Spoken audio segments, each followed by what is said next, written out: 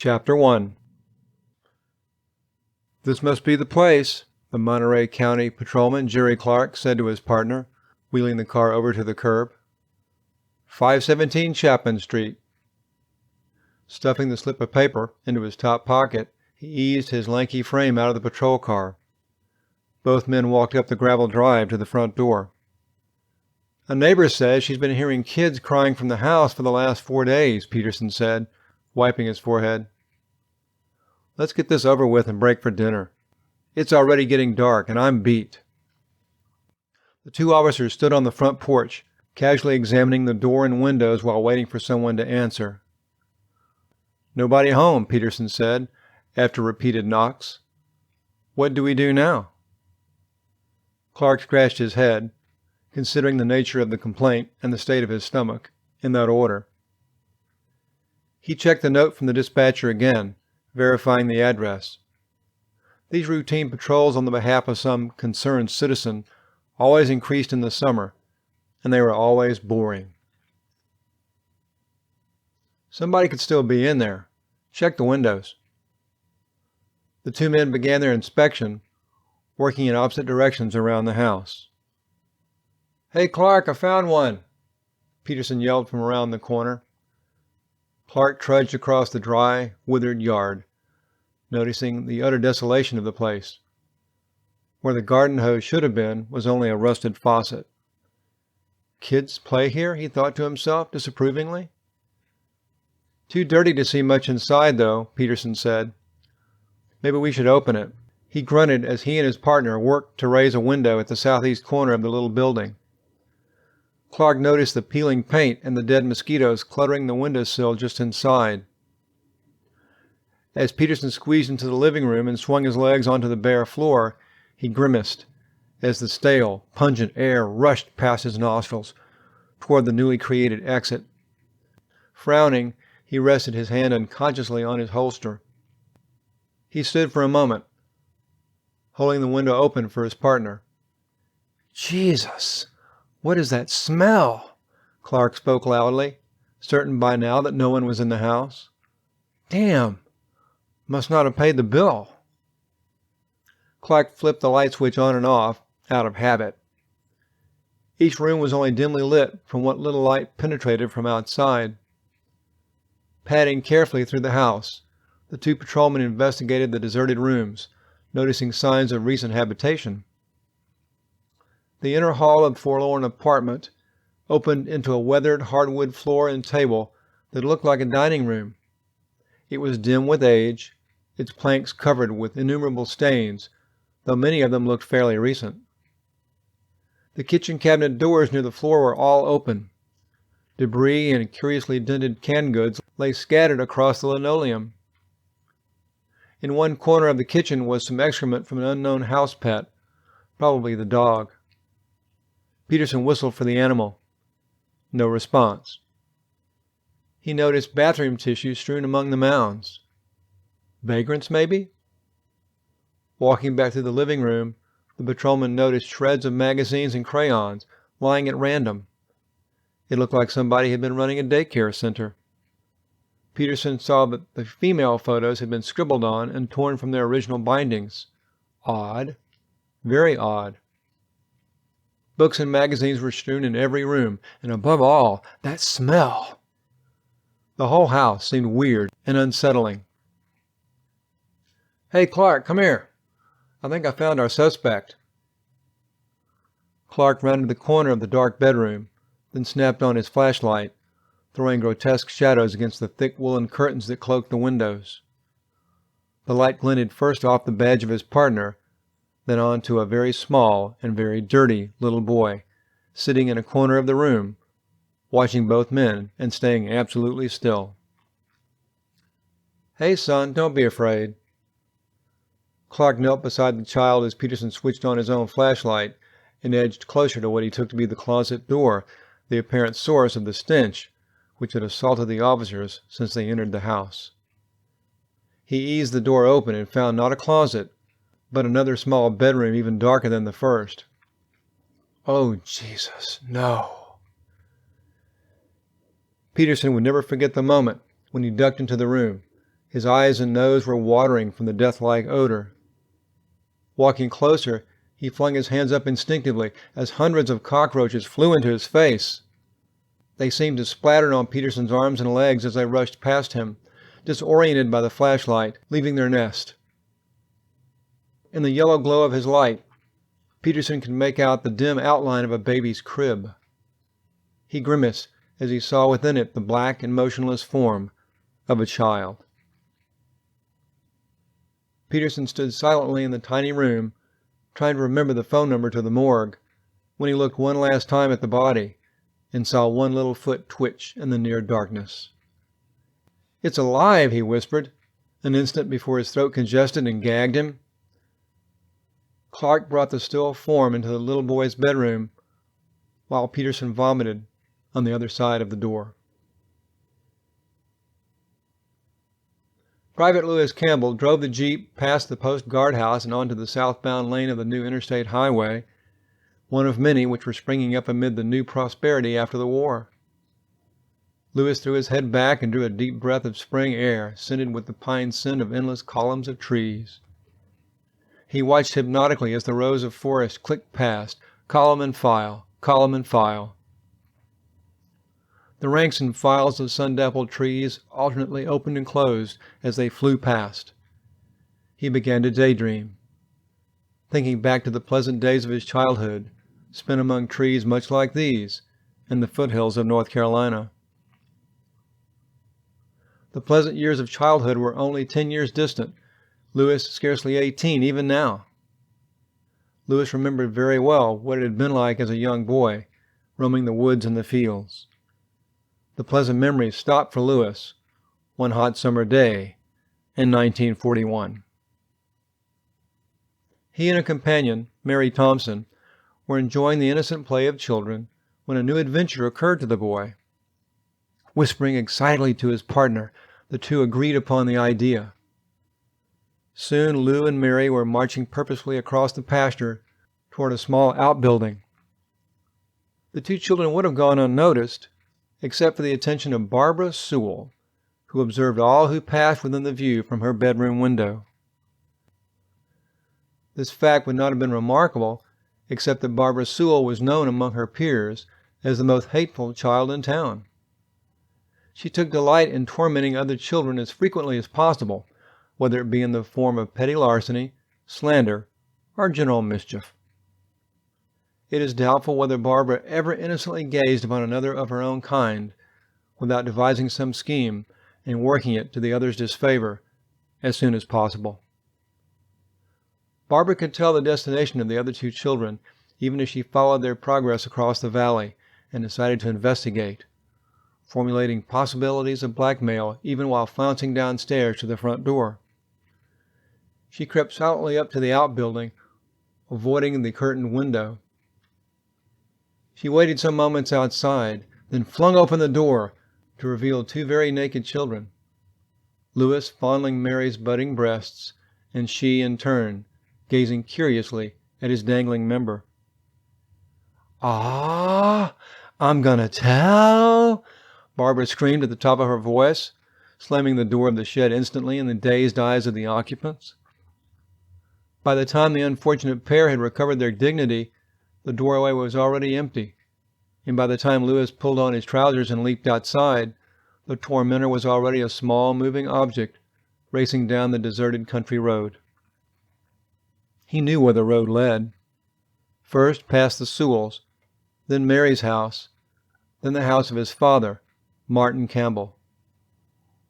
Mary and Lewis gathered the clothing, grimly discussing the punishments they knew would inevitably follow. They considered their act as vaguely wrong, but with Barbara Sewell reporting the event, it was sure to be retold in the worst possible light. "What do you think your ma will say?" asked Lewis. "I don't know," said Mary. "I guess she'll tell me to never play with you again.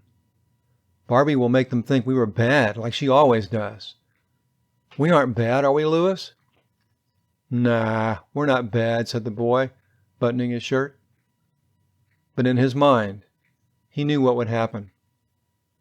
Yes, he thought, when I walk through the front door, it will be bad.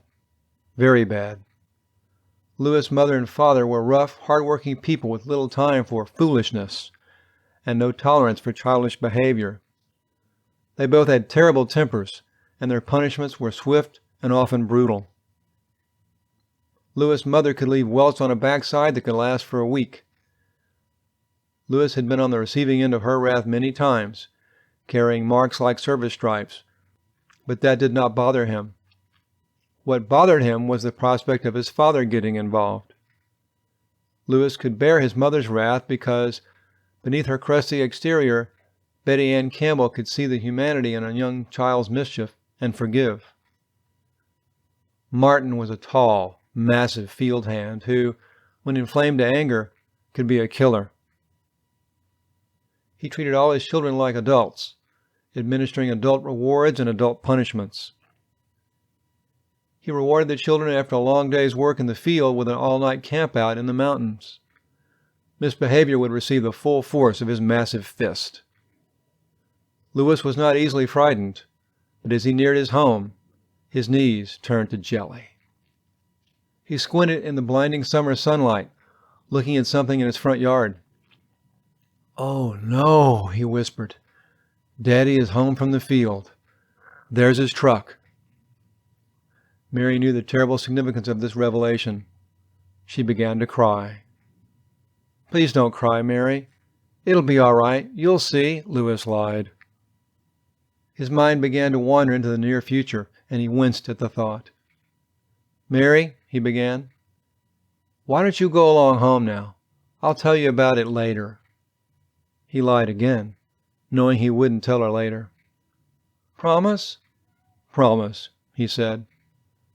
Still sniffling, the little girl walked down the road to meet her punishment. Martin Campbell was already standing on the porch. "Louis," he yelled, "you get your ass in here right now." Louis sighed, then walked slowly up the steps. He was glad he had sent Mary away. She wouldn't hear him. Louis took the dreadful punishment, and after a few weeks, nobody could see the bruises that covered his legs and back. But he never forgot the real reason for his humiliation: Barbara Sewell. He plotted revenge. From that day forward, his hatred grew geometrically like a physical organism, extending its reach further and further down the corridors of his mind. The trauma of being discovered in the midst of sex play is one obscure event, soon lost in the sum of daily events accumulated year after year. But in Louis' mind, the event assumed greater and greater proportions. The severity of the punishment helped to mark out this event from the rest. Of all the humbling experiences of childhood, Louis felt the stab of sexual humiliation the worst. After a few years, Mary's family moved away, and Louis was left alone to contemplate his embarrassment and shame. What started as revenge eventually turned into mania. Louis was mentally in a daze, about to cross the center stripe of the highway called sanity. The sexual nature of his crime prompted Louis to seek like means of repayment, should the opportunity arise. When he reached puberty 4 years later, Louis knew the perfect time had arrived. The coming out party for Barbara Sewell had been planned for weeks, her parents sparing no expense to give their lovely daughter a proper introduction to society. Barbara had grown from the skinny little urchin of her childhood into a shapely young woman.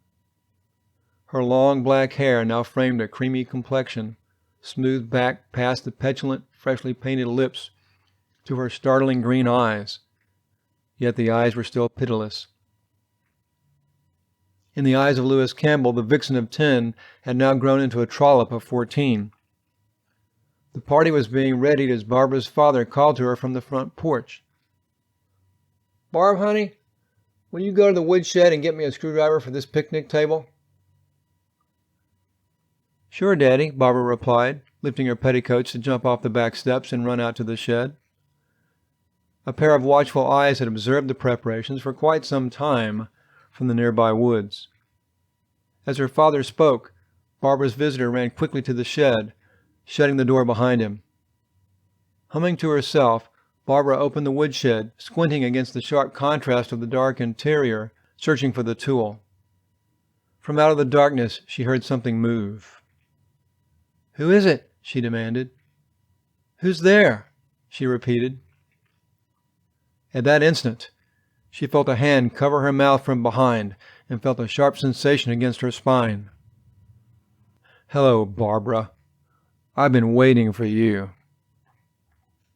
Lewis Campbell jabbed the screwdriver again, pulling Barbara off her feet as he stepped forward to latch the door from the inside. The lights passed overhead in alternate shades of brightness, light, dark, light, dark. That was all Barbara Sewell could remember as she fought to stay awake, seeing olive-drab walls passing beside her, very close, as if she was going down a corridor. There was a metallic clicking sound she could not identify, and this was one of many things she could not remember.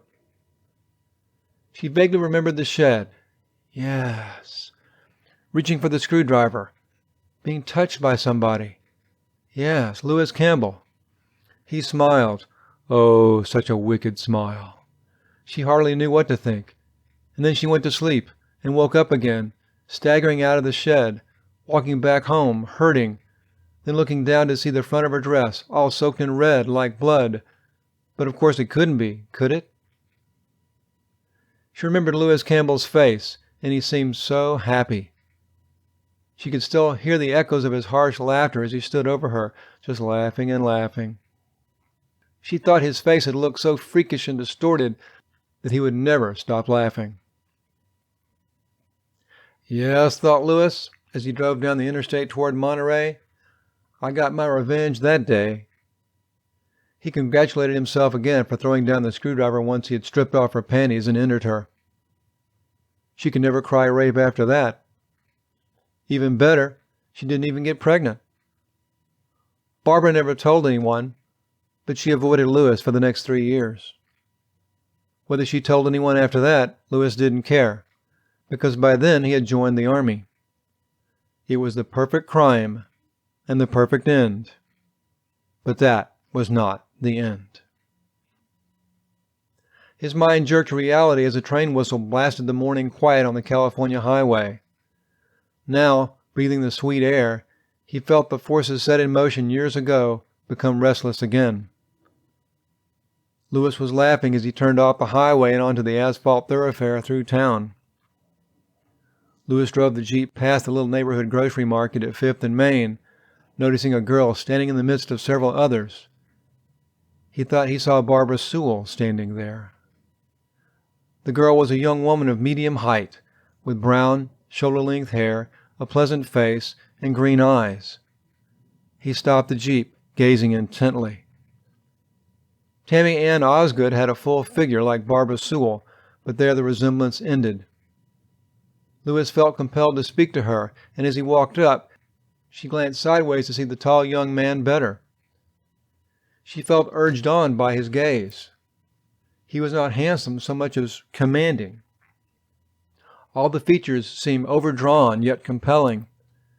She noticed the nose, which was most prominent. She saw the angular planes of his face, broad and rough-hewn, like a woodcutter's rendering. He reminded her of the stolid, simple folk she had known long ago in the hills of western Virginia. Lewis' parents had in fact come from the lonely hamlets west of the Shenandoah River, so isolated that even the Civil War inspired no loyalty among the people, except to each other. The lowering black hills encircled the populace, both embracing and imprisoning them. Nonetheless, the clans had obeyed the biblical injunction to be fruitful and multiply. Insanity, hemophilia, and brain fever flourished amid that dark and desolate landscape. Lewis and Tammy Ann did not know that the Campbells and the Osgoods had lived in the Shenandoah River Valley for the last 200 years. Lewis had been glad to get transferred to California. He was free of those backward people at last. Lewis looked down at Tammy Ann, his tiny eyes squinted against the afternoon glare. "Hi, honey, how you doing?" he said, staring at Tammy Ann as he pulled a cigarette from his shirt and lit it casually. "I'm fine, thank you," the girl replied, impressed at the boy's easy, graceful movements and interested by his smile. "My name's Lewis Campbell," the soldier said. "Lou?" the girl asked, edging closer. "No, Lewis," the soldier said again. "Oh. Want to take a ride in my Jeep? Just down to the gas station and back. It'll be fun." Lewis winked outrageously as the gaggle of girls giggled like geese. "Well, okay," the girl replied, ignoring the giggles as she stepped into the Jeep. Lewis talked with Tammy on the way to the gas station and back, compelled by a curious mixture of friendship, youthful lust, and childhood remembrance. He was civil during their initial meeting and inquired about the possibility of meeting again. The girl assented, and so began an extended relationship which consisted almost exclusively of car trips into the countryside, long isolated walks in nearby Salinas, or picnic lunches at Carmel. Carmel was the scene of one particular outing early in the fall.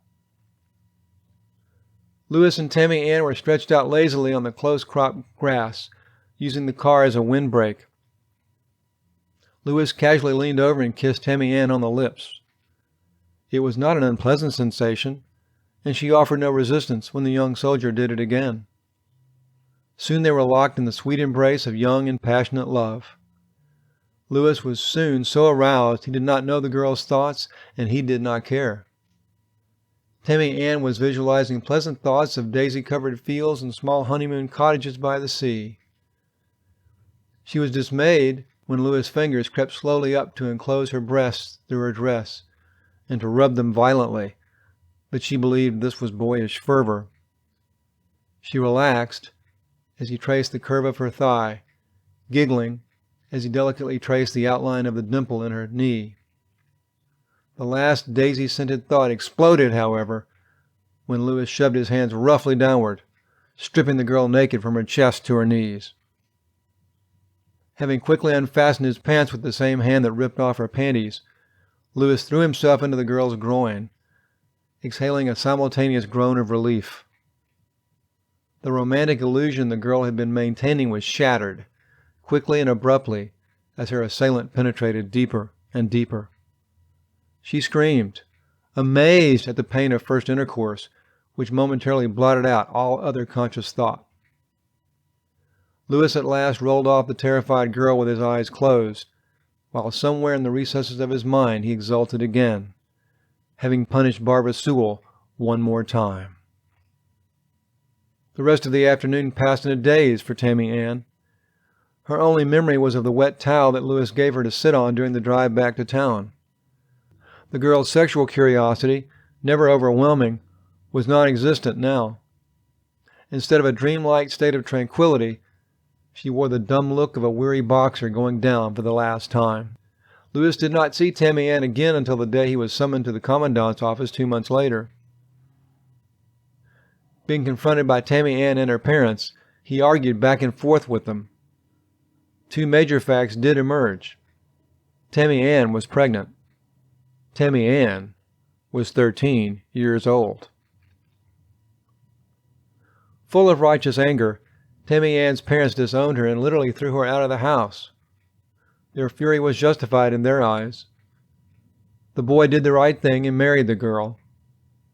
Tammy Ann bore a son, Lewis Jr., on the eve of her 14th birthday.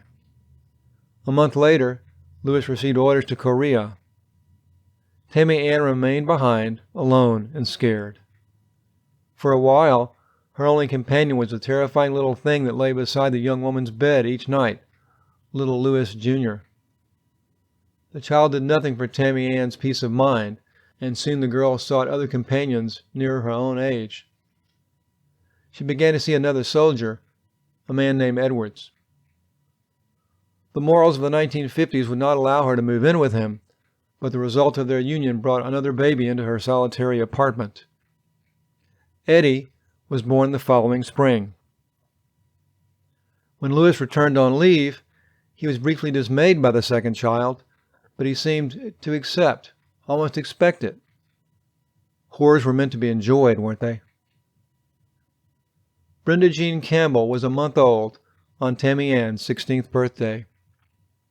The only evidence of Lewis for a while was part of his paycheck, and that was slow in coming. The only thing to look forward to was the end of summer. After 3 children in as many years, with a husband who came home only long enough to produce more, Tammy Ann began to lose control over her life and her mind. Tammy Ann watched herself daily before the merciless mirror, turning from a beautiful young woman into a careworn hag. She watched the dark circles gather around her once youthful eyes. She watched the worry lines form and deepen across her forehead. Her teeth hurt. The ruby-red lips covered teeth that were decaying one by one, since she had no money for fillings. Her unconscious beauty had already blossomed, and now was rapidly fading away. Tammy Ann knew that what little comeliness she had left would soon be gone, and she would have no one to share it with. Her husband, when he returned from Korea, would be in the prime of his manhood. His letters were dwindling, and Tammy Ann wondered whether he would even come home at all. She had looked for and found the comfort of another man, but she had paid the price of that bargain in the coin of another child, when all she wanted was friendship. Her life had become nothing more than a glorified prison cell, whose boundaries were marked by the wail of a child, the specter of want, and the threat of eviction. There were odd jobs like waitressing, but the pay would not have covered the cost of a babysitter for an occasional night out. Tammy Ann was living the pathetic tragedy of a girl child, burdened with children of her own. She had unwittingly traded her prom dress for an apron, her gold earrings for a hairnet, her record player for the daily whine of the soap commercials.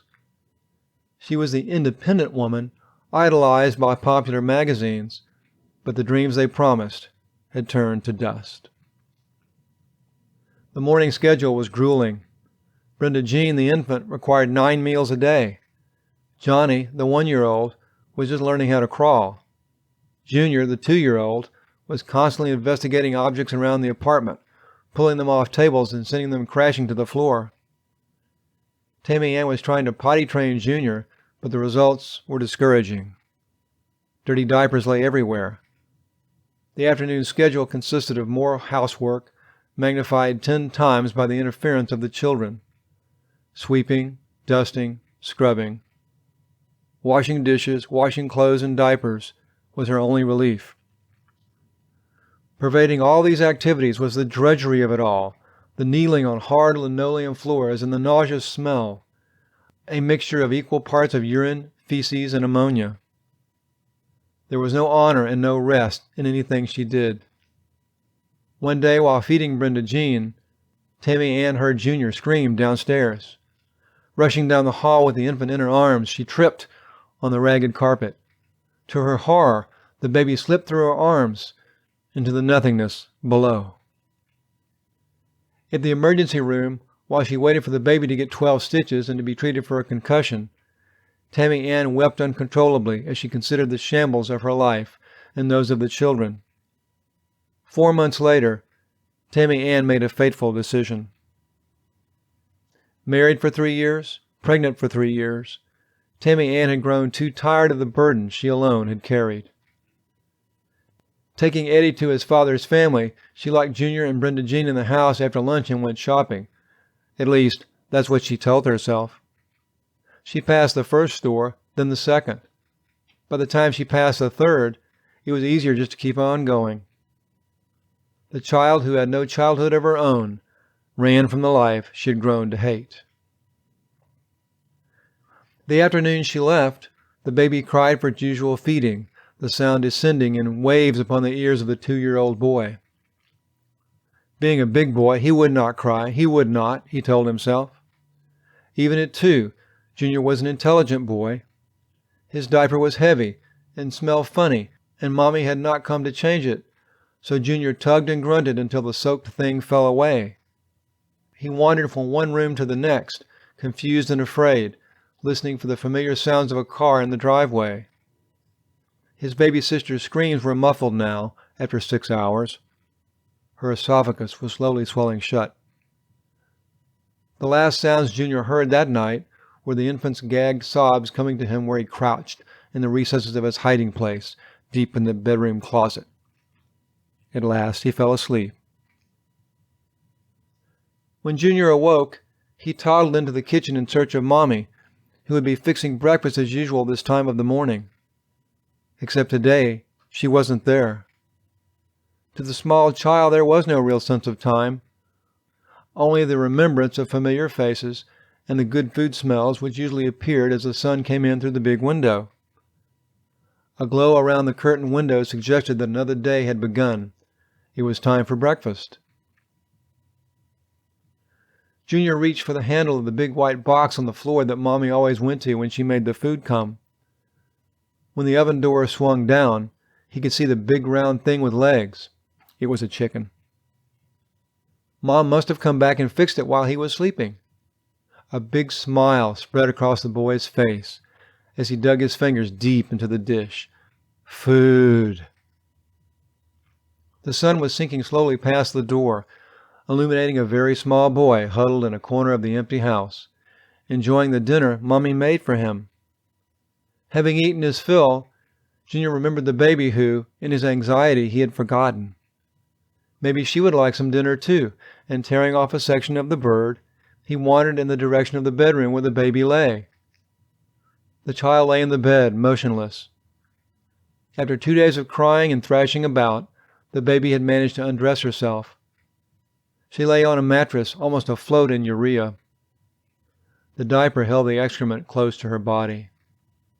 All the windows of the house were closed and draped, but the September sun elevated the temperature to 95 degrees, so that the baby's diaper had gone sour long before her brother entered the room. The smell made the boy frown. The few areas of the baby's skin that were not soaking in the waist were drenched in sweat from the stifling heat. "Sissy?" the boy said. Her eyes opened slightly at the sound of Junior's voice, but the noise she made was almost inaudible. The little boy tentatively poked the fistful of chicken through the bars of the crib. The baby eventually responded, her lips sucking on it automatically. Her eyes momentarily opened to gaze upon her brother. They were filled with a look of absolute love and satisfaction. And that was the end of the third day.